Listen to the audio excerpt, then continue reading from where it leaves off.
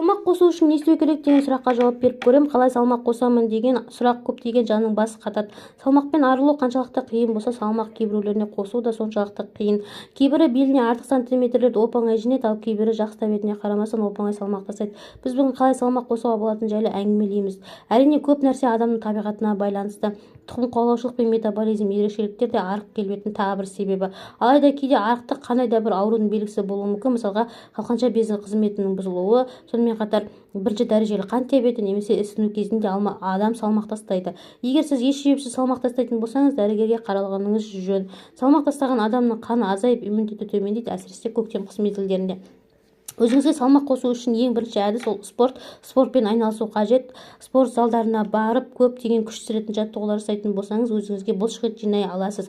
Көптеген спортсмендер жарыс алдында да солай істейді. Мақсатыңызға жеткен соң түсетін күшті біраз төмендетуге болады. Тағы бір